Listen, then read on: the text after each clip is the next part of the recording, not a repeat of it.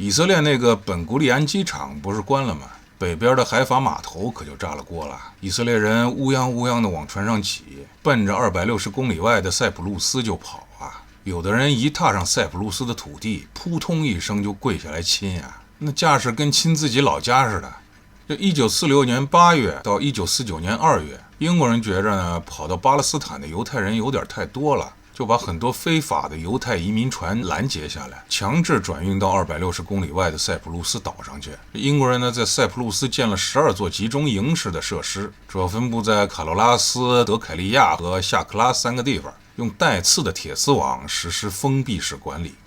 根据塞浦路斯国家档案馆的记录，大约有52000名犹太难民曾经在那儿生活，其中呢包括4500名大屠杀的幸存者。日子过得是苦了点啊，可是在当时的全球局势之下，怎么着也算是一块栖身之所呀。而且塞浦路斯当地人对他们算是挺掏心窝子的。1947年联合国特别委员会到当地取证的时候，很多村民证实给犹太营地大批量的接济过食物，法马古斯塔市的居民还组织过捐赠衣物的活动。那塞浦路斯人自己都舍不得吃的甜点，就一股脑的塞给犹太小孩吃。这份恩情记一辈子都不过分吧？对喽，等以色列建了国，站稳了脚跟，那不就实实在在的给塞浦路斯人报恩来了吗？人家塞浦路斯本来摆明了是中立国家，不站队不帮腔，非忽悠着人家签了个国防合作框架，硬生生把塞浦路斯拖进他们跟黎巴嫩真主党的浑水里头，逼着人家站队。接着系统性的把塞浦路斯纳入他们的海上防御纵深。2023年，以色列83%的商船在战事期间改挂塞浦路斯国旗运营，利用塞浦路斯中立国的身份规避袭击风险，还通过塞浦路斯专属经济区铺设管道输送天然气，莫名其妙就让那个区域变成了潜在的攻击目标。最关键的，2022年忽悠塞浦路斯签的那个海上搜救协议，直接就是把塞浦路斯的海岸警卫队纳入进了以军的预警体系。塞浦路斯总统克里斯托杜里德斯在2024年2月的欧盟峰会上是声泪俱下呀，我们正在被迫成为他人的防波堤坝，这算哪门子报恩啊？塞浦路斯自己的和平安稳，在人家以色列的棋盘上成了一枚能随便挪来挪去的棋子儿啊！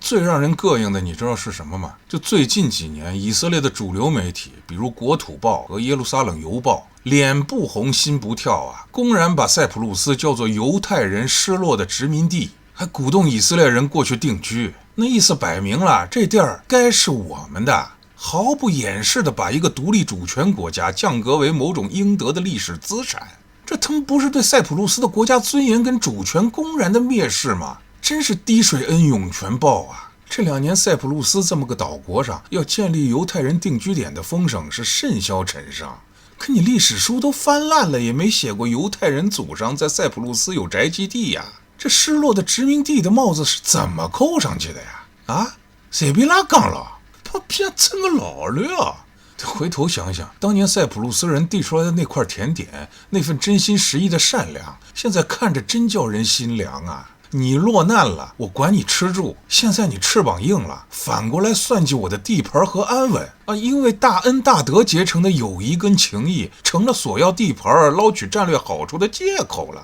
合着人家当年的面包和好心喂出来的不是感激啊，是惦记人家家产的野心啊！就这片无私庇护过犹太难民的岛屿，它的宁静跟自主权，在那个自称受害者一天天膨胀的野心之下，正在变得岌岌可危啊！塞浦路斯人现在心里什么滋味啊？跟吃了苍蝇一样吧。